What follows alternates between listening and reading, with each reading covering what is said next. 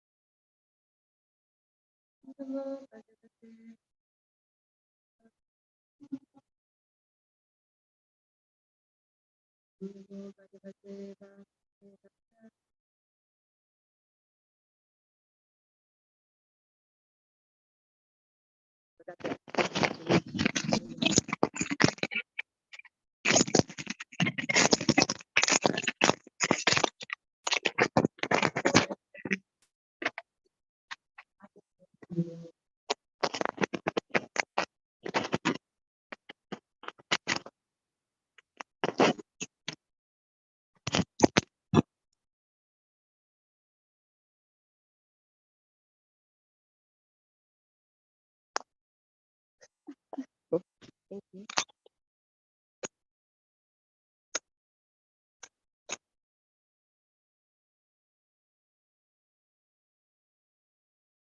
Abai also requested that Bhakti Saranga Goswami help him publish his Hindi Chaitanya Charitamrita. Some non-Bengali gentlemen were demanding the book and had assured Abai that they would pay 25 rupees per volume. Abai requested a loan of 600 rupees under any arrangement suitable to Bhakti Saranga Goswami for publishing the first part of his work. If this part is sold out, Abai wrote, the other parts will automatically come out. But just as life in the Gaudiya Sangha and work on the Sajjana Koshani under Bhakti Saranga Goswami's hand produced strain for Abai, Abai's ambitions for increased circulation and his strong editorial opinions also created strain for Bhakti Saranga Goswami. In response to Abai's letter, Bhakti Saranga Goswami's secretary, Ramananda, wrote a letter full of flowery praises of Bhaktivedanta Prabhu, but with the intent of dismissing him from his position with the Gaudiya Sangha. I'll leave the letter for tomorrow, or should I read it? What should I do? Read it? Okay. With innumerable humble obeisances at the lotus feet of a Vaishnava, Srimat Bhaktivedanta Prabhu received a letter written to Sri Guru Maharaj on the 5th of the 10th of 1955. Your project is very lofty and you are a well-wisher of our society. We got to know that also, since the last 2 months, in spite of so many difficulties, the difficulties of prasadam and misunderstanding of the devotees there, and in spite of various other difficulties, the kind enthusiasm that you have shown that is possible only for an elevated Vaishnava like yourself. You're a favorite Vaishnava of Srila Prabhupada and a friend of all special associates of Srila Prabhupada. Most of the devotees in Gaudiya Sangha Ashrama in Delhi are new and less respectful. They cannot give proper respect to an elevated personality like yourself, especially the lofty speculations that you have. Our society at the present circumstances has little ideas. We hope with all your qualities, very soon you will become settled independently and fulfilling the desires of Srila Prabhupada. Start preaching very widely. We are suspecting that it won't be possible for an able and respectable Vaishnava like yourself to stay there long, adjusting with the illiterate and less educated devotees of the Gaudiya Sangha in Delhi. Moreover, you are the head of the editorial board of Srimat Keshava Maharaj's Vedanta Samiti Gaudiya Patrika and Bhagavad Patrika. So if you spend much time in ashram, then he might become annoyed. With many devotees, he is setting out to circumambulate the land of Braj, and we are sure that he will need your assistance in this parikram. So you consider all the pros and cons, and if you do not neglect the duty as a leader of his organization, we will be pleased. Some articles have been sent for the, maybe I'll leave it there. Anyways, that's interesting. Very cultured way of showing your opinion.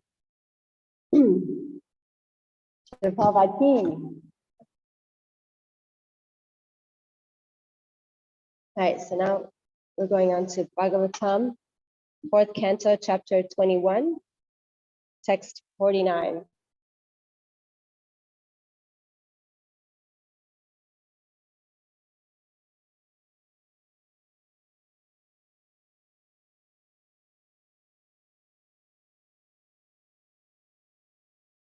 Forgot the meter. Where's Shyama? Ah,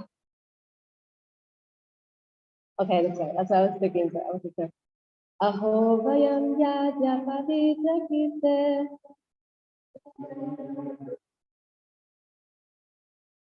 vayai vanate namukundanata ya uttama shlokatamasya vishnu brahmanya devasya katham yanati aho vayam yadya padita kite vayai vanate namukundanata ya uttama shlokatamasya vishnu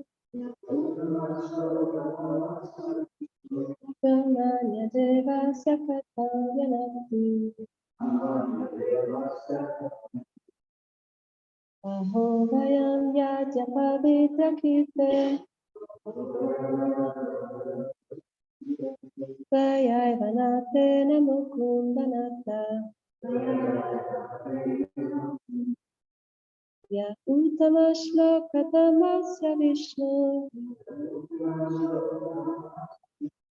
brahmanya devasya katham yanati.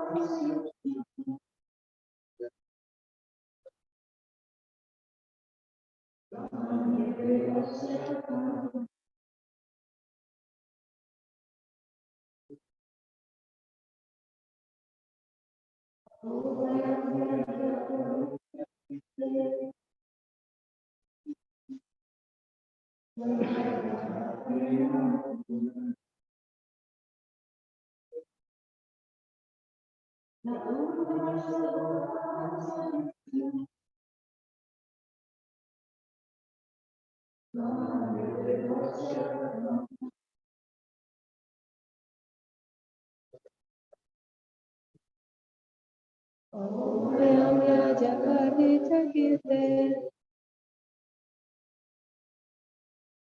vayai vanate namukundanata ya uttama shlokatamasya vishnu brahmanya devasya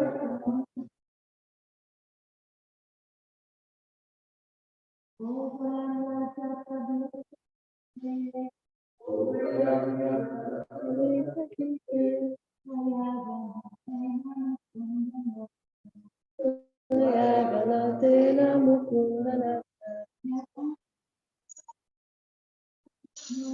Ya Uttama Shloka Tamasya Vishnu Samanya Devasya Krutangana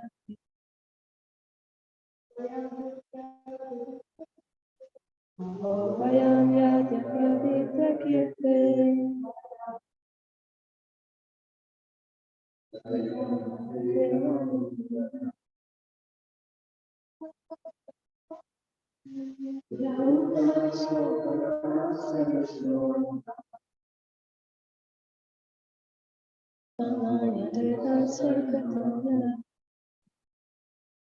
Word for word. Aho, oh goodness. Vayam, we. He, certainly. Adya, today. Pavitra Kirte, oh supreme purity. Vaya, by you. Eva, certainly. Natena, by the Lord. Mukunda, the Supreme Personality of Godhead.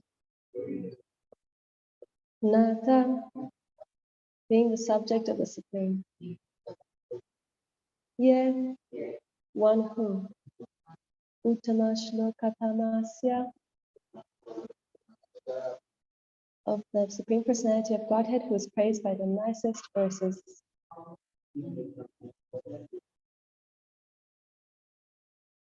Vishnu, of Vishnu. Ramanya Devasya, the worshipable Lord of the Brahmanas. Katam, words. Yanakti, expressed. Translation. The audience continued. Dear King Prithu, your reputation is the purest of all, for you are preaching the glories of the most glorified of all, the Supreme Personality of Godhead, the Lord of the Brahmanas. Since, due to our great fortune, we have you as our master, we think that we are living directly under the agency of the Lord. Purport. The citizens declared that through being under the protection of Maharaj Prithu, they were directly under the protection of the Supreme Personality of Godhead. This understanding is the proper situation of social steadiness within this material world. Since it is stated in the Vedas that the Supreme Personality of Godhead is the maintainer and leader of all living beings, its entity, the king or the executive head of the government must be a representative of the Supreme Person. Then he can claim honor exactly like the Lord's. How a king or leader of society can become the representative of the Supreme Personality of Godhead is also indicated in this verse by the statement that because Prithu Maharaj was preaching the supremacy and the glories of the Supreme Personality of Godhead, Vishnu, he was therefore a proper representative of the Lord. To remain under the jurisdiction or administration of such a king or leader is the perfect status for human society.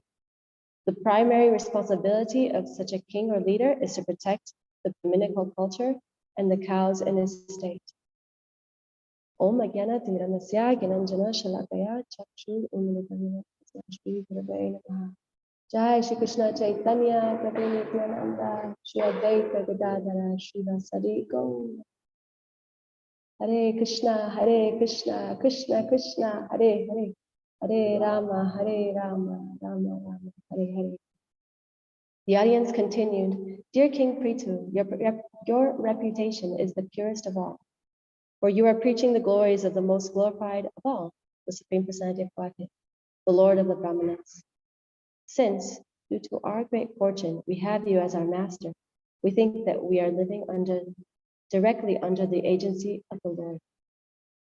Hare Krishna. Good morning. Just to start off, would anyone like to share what was striking from the purport or the verse? Something that stood out?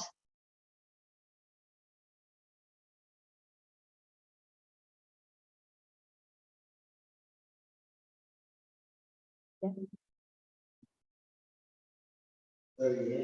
Yes.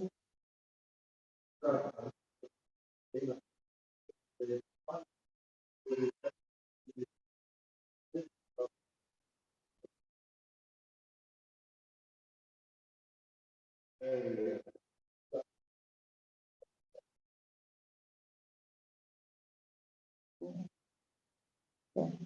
So Srila Prabhu shared that what struck him was the last sentence in the purport, saying that the leader, the main responsibility is to protect the Dominical culture and the cows. Prabhupada added the cows because it's not actually in the verse, but yeah, we know it's from that mantra we chant to Krishna.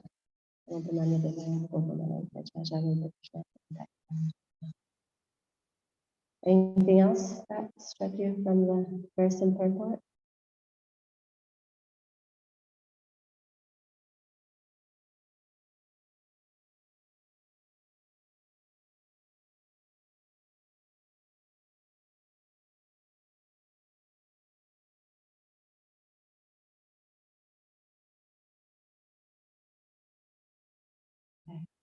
Yes?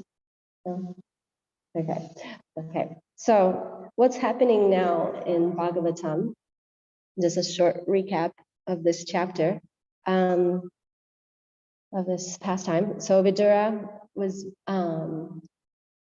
questioning Maitreya to talk. He was asking him to share more about Prithu Maharaj. He's very eager to hear about this personality, this incarnation of the Lord.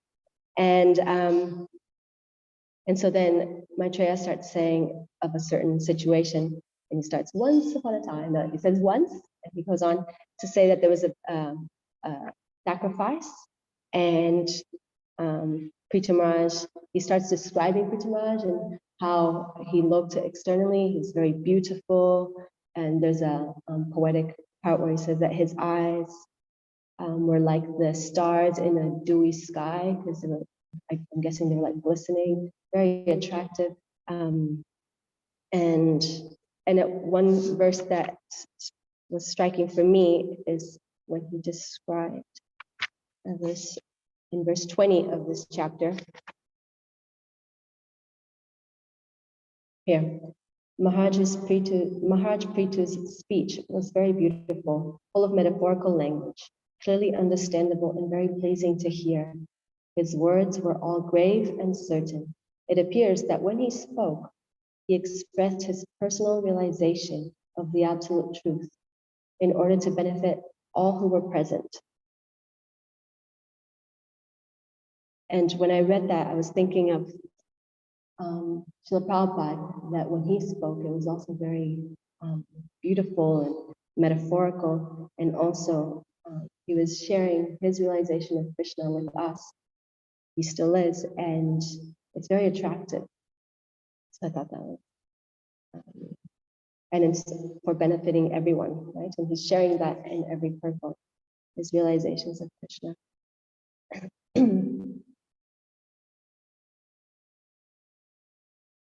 So in his speech that it's just mentioning, Prithu Maharaj addresses different people in the audience. He addresses the demigods, he addresses the sages, he addresses the citizens, and he's asking them to cooperate, to be a team together to serve the Lord, because they will be mutually benefited. He's urging the citizens to engage in devotional service. And then I think in a verse before this, he's saying,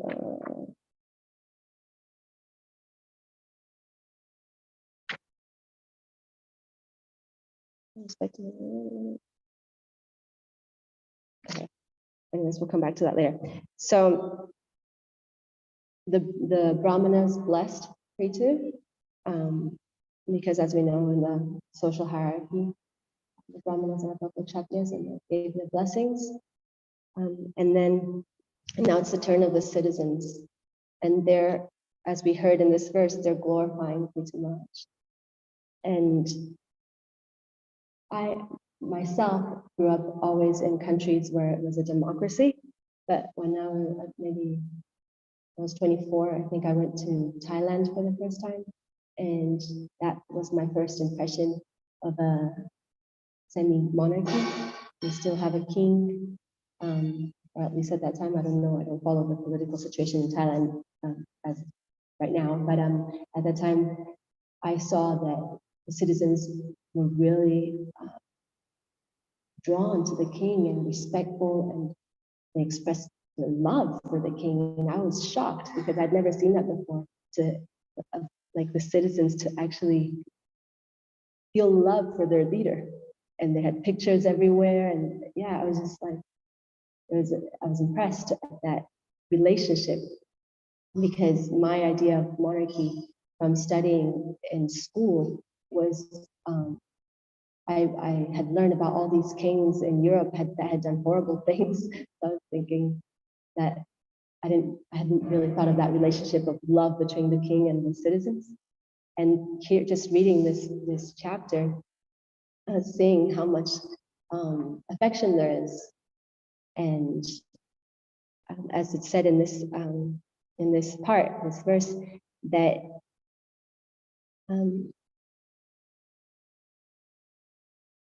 he's representing Krishna, and one of the main reasons that he can represent Krishna, Prabhupada says, is because he's glorifying Krishna. So that takes it to a whole another level, that whenever we are following a leader, that's actually their main goal is to glorify Krishna. And it's like they're basically creating a culture. And that's what I wanted to focus on in this Bhagavatam class, how a leader, he has the role of inspiring and protecting whoever's whoever they're leading. And it can be, in the case of Prita Maharaj as a king, but it can also be in different situations. So a person that's working as a manager has people that, they're leading. Right now, I'm relating it a lot to my studies because I'm studying to be a teacher, and that's, you're leading these children in the classroom to learn. And also parents are leaders, and they also create the culture in the family. In an ashram, the ashram leaders, you can see it in many situations. And even if we don't have any of those roles right now in our lives, we're always the leader for ourselves. I was thinking how the relationship between the soul and the mind. So the soul is the leader and trying to, create the culture of the mind. So that, what does that mean? Well, it means what is acceptable and not acceptable. When the mind says something that is not acceptable, then we just discard it. And we are the ones that call the shots in that sense and create that culture. And what I've been learning this year, my university was, teaching us that when we go into a classroom, the first thing we do is to set the social participatory group norms, or social group participatory norms, which means, okay, how are we going to relate to each other? How is this going to work? Which is basically setting culture. And as a society of Vaishnavas, we have Vaishnava etiquette. And how is that? What is that culture?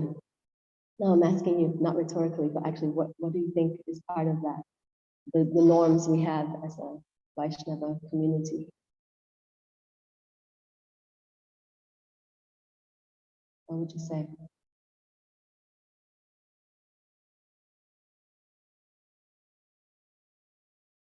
Coming together to chant the holy name.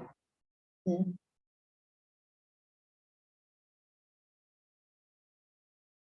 Respect for each other. That's a key one. Respect for each other.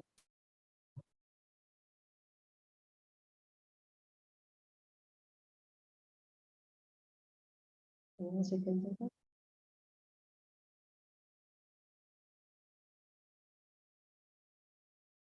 Yeah.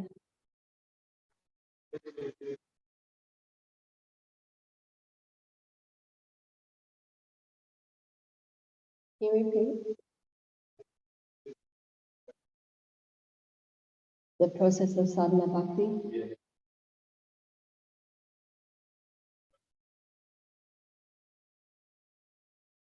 Yeah.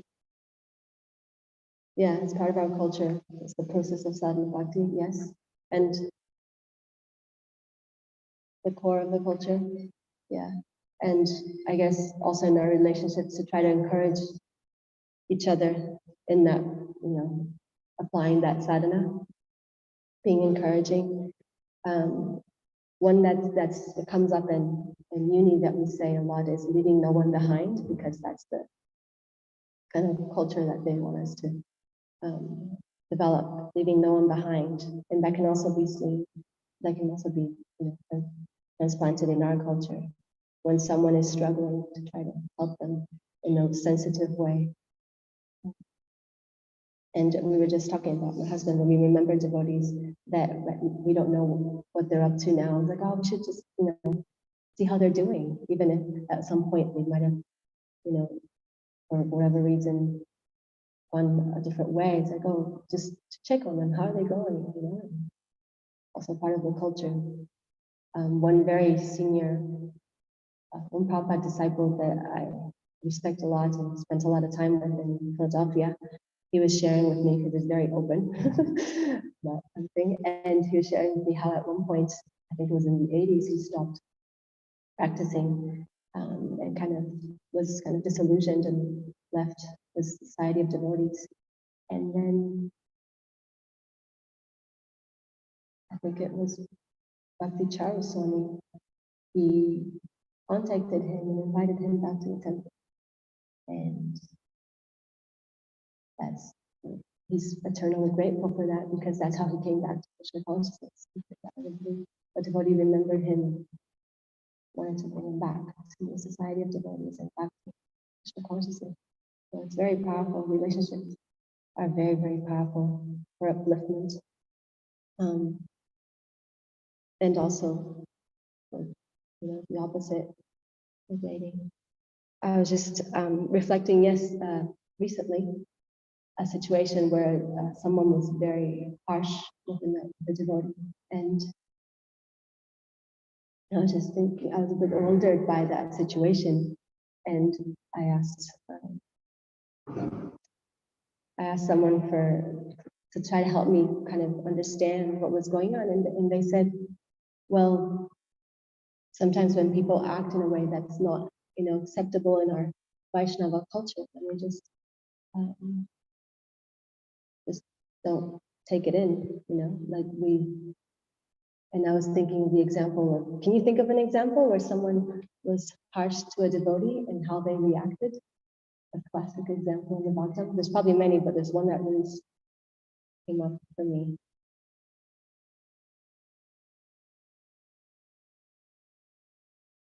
Yes, Ambarish Maharaj. Yeah. How did Ambarish Maharaj react? Was he offended? He didn't take offense, and that's something that I think is also can be part of our culture. We, as devotees, try not to offend others because we know how dangerous that is. But at the same time, if someone's, trying to offend us, we don't need to take offense.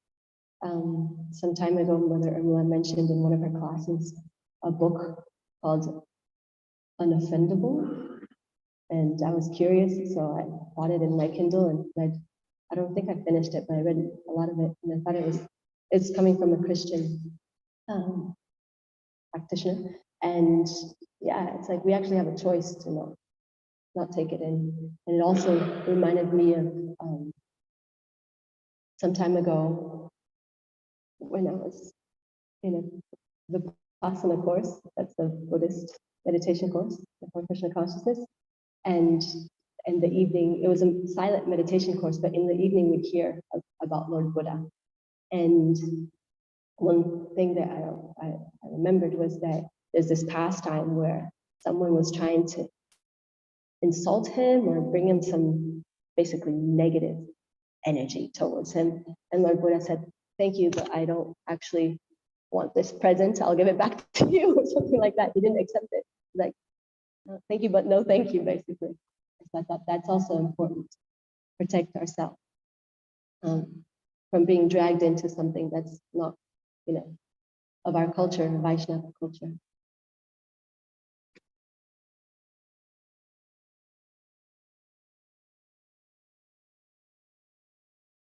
We were also discussing with my husband. I was sharing some things that I had heard in this week and at uni that are related to, that I could relate to the last sentence that Prabhu was saying about how a king protects Brahminical culture and the cows. And I was thinking how my husband was saying children naturally follow 3 regs. They don't engage in anything except if their parents eat meat, then they eat meat. That's the reg that they don't follow. So, yeah, it's interesting. Children follow 3 regs. And in class, it was kind of a philosophical class, and they showed an article from at some point this year in the South Island. There was a whole controversy around children. There was a competition of children, who could kill the most feral cats. And in my class, most people aren't vegetarian. And so they were saying, oh, like they're all like, kind of giving their opinions. And they're saying at least they should be killed humanely. And I was thinking, killed humanely? But I didn't want to, say anything. And then one of the 3 vegetarians in my class, she said, well, or vegan, what about, yeah, it's like a whole thing about cats because they're pets, and we see cats as pets, but what about all the people that eat animals that aren't pets, and like cows? And so, yeah, so I was just reflecting on how this culture that we have, that's like so common and it's everywhere, and that's something that a real king would set the culture. This is not acceptable. We don't do this, and that would benefit everyone. But yeah, that's not the present situation. But hearing from King Prithu and the examples in Bhagavatam, like my Guru Maharaj said recently, we know the standard. That's the real standard.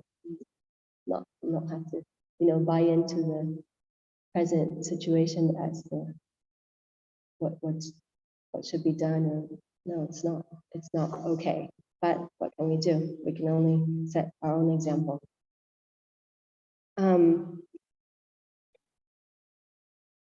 So yeah, in terms of protection, a leader in whatever, like we were saying before, they have that role or duty to protect the people from getting hurt from other people. And yeah, that's also set in the culture. And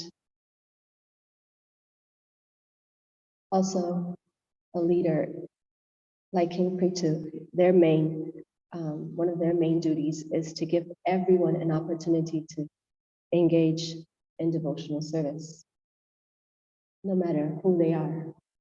Everyone with their occupational duty serve Krishna. And I was thinking that's related to on Friday we had this really nice professor, I think, very kind gentleman that came and gave a presentation on neurodiversity. That's like the new term to explain how everyone processes things differently. And there's children that maybe process basically what in the medical kind of Western paradigm is like on the spectrum of autism or whatever, which is, he was saying, is seen as like, more of a deficit mentality, what they can't do. And he was presenting how in other cultures, like Maori culture, they just don't see it as a negative. It's just like something different. Everyone's different. And basically what I'm trying to say is that the principle is we're all different. The bodies we have are different. They have different personalities. We're good at different things, like our bodies, but at the same time, as persons, we can all engage with Krishna. He was saying it, everyone can learn. And it should be, respected and integrated. And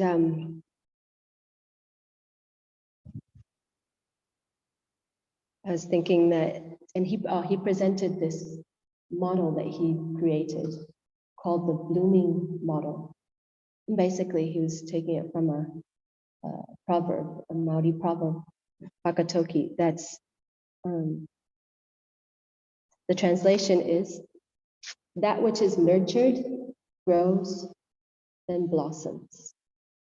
And of course, you can relate it to Krishna consciousness in the sense that Prabhupada says in the Bhagavad Gita, that example, and Lord Chaitanya says his pastimes about the Bhakti Lata reach creeper that grows. And for our creeper, our Bhakti plant to grow, we need a certain culture. And that's what will nurture it. And so I was having a creative moment. Sorry. And I did like a little diagram because this is based off his model.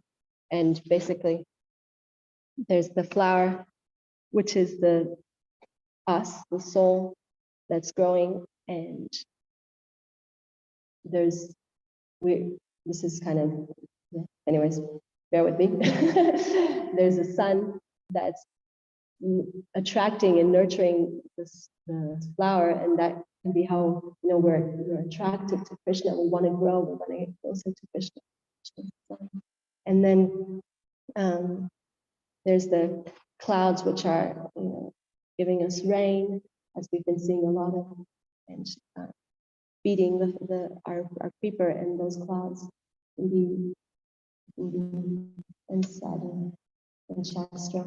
They're giving us what we need so that we can grow. And then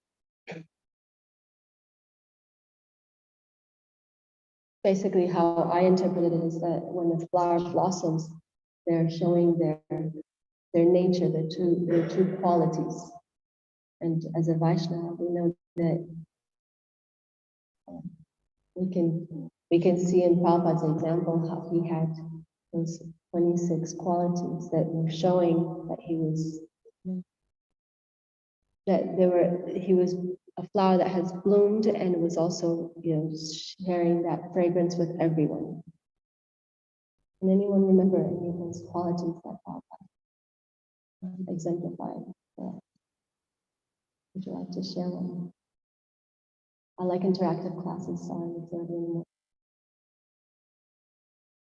Yeah. Compassion.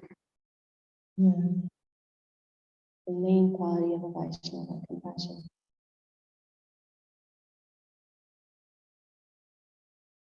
Yeah, guys. Kind.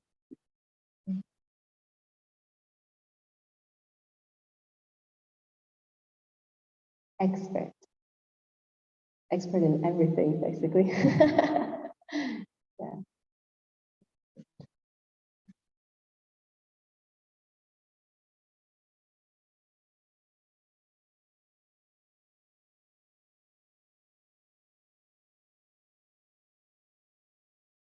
Equipoise and happiness and distress.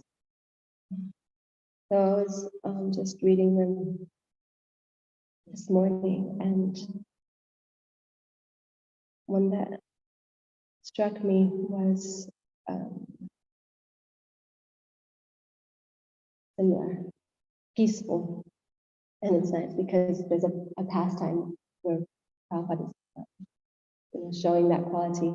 And the pastime in this case is in 1969, there was the first Rath Yatra festival in England. And in Europe, and well, it was in London, and the devotees had written to Prabhupada how they had done so much advertisement, invited so many people, it was in the newspaper, just posters everywhere. And however, just before the commencement of the Rath Yatra, the wheel of the Ratha cart broke. As a result, the chariot collapsed and it was a disaster. I'll just read it. So Gurudas Prabhu, who was one of the leading managers of the festival, wrote a letter to Srila Prabhupada, conveying to him of what had happened. He felt that he had disappointed his guru and the tens of thousands of people who had come for the festival. But Srila Prabhupada was very peaceful amongst the whole chaos. He replied back, explaining that the incident had occurred not due to any misfortune, but instead due to bad engineering. In that letter, he emphasized that from the engineering point of view, there must have been too much weight on the chariot without the capacity of the wheel to support it. Therefore, the wheel broke. He instructed the devotees to learn from their mistakes and taught them how whatever they do in Krishna consciousness must be based on a very firm platform. He cheered up the devotees, asking them not to feel disheartened. Instead, he instructed them to focus on their next Rath Yatra and do it again with utmost enthusiasm. So I find this very instructive, this pastime, because also one of the part of the culture that we want to develop is that it's okay to make mistakes, and that's how we learn, and to not lose enthusiasm when we make mistakes. And that's, yeah, I find that very important, because then we can also, try to take risks for Srila Prabhupada. Yeah, try to grow, basically. But yeah, also that he had this sense of peace that was coming also from detachment from the results, which is also what we learn in Bhagavad Gita, that whatever we are trying to do to please Krishna, we can do our best, but it's up to Krishna how it turns out. And that sense of detachment is also, it comes, from our hearing and our chanting, our sadhana. It strengthens our sense of detachment from the results and sense of clarity that, yeah, we're not the controllers.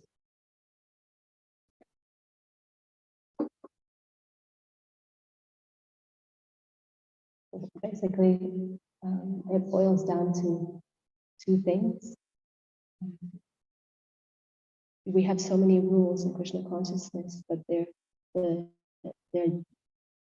purpose is to always remember Krishna and never forget him.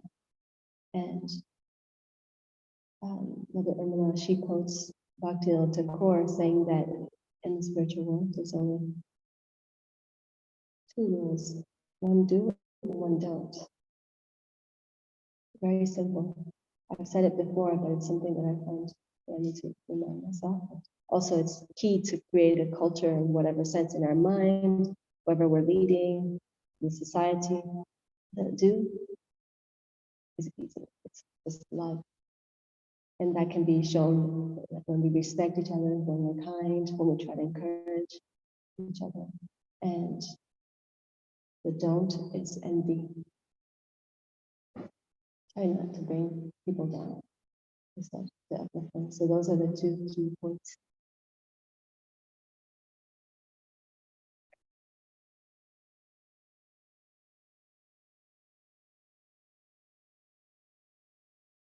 Okay, I'm going to finish here.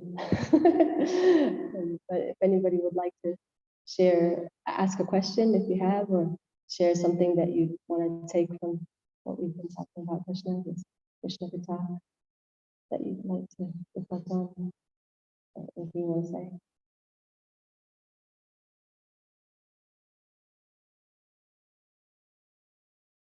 Yes.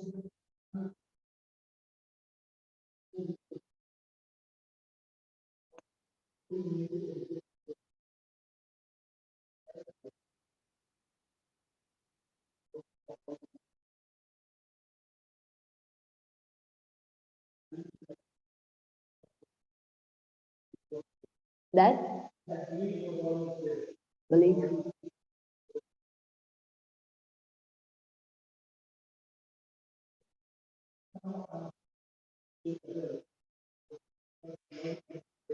And I have a logic.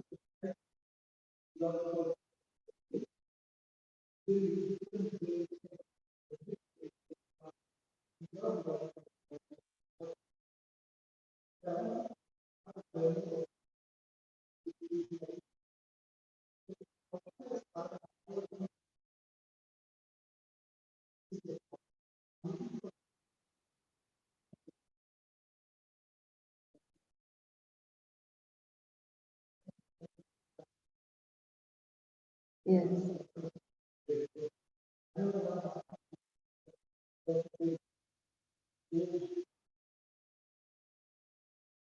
Yes. Thank you for your question. So I can relate to that a lot. Your question, so I'll just repeat, is that you were brought up in the Hindu faith and you have belief, and now you're an adult. Um, you use your logic and that you want to take this path and what to do. So I can relate to that because I was brought up Catholic and I always believed in God.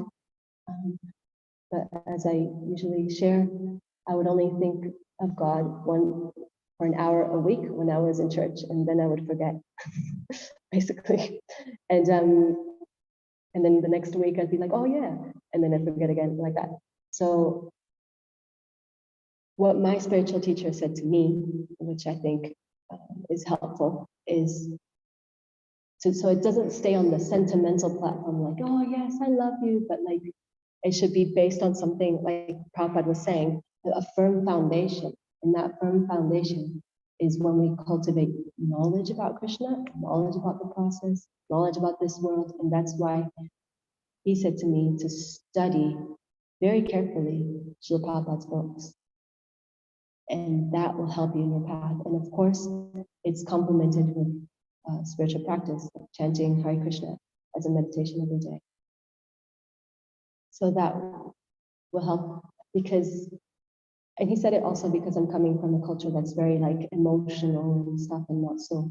So he wanted me to have strong spiritual intelligence. And yeah, so that can not let our emotions bewilder us, basically. Yeah. And to understand why we do what we do, not just follow it blindly. Yeah.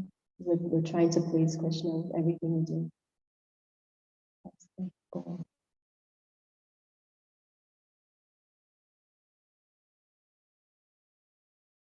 Anything anyone else would like to share?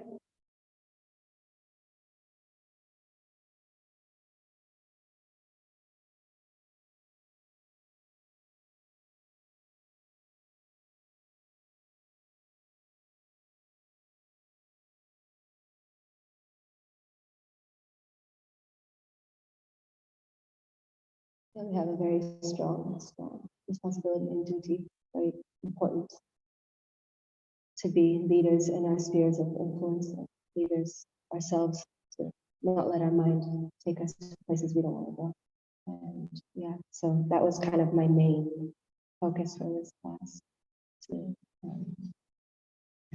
inspire ourselves to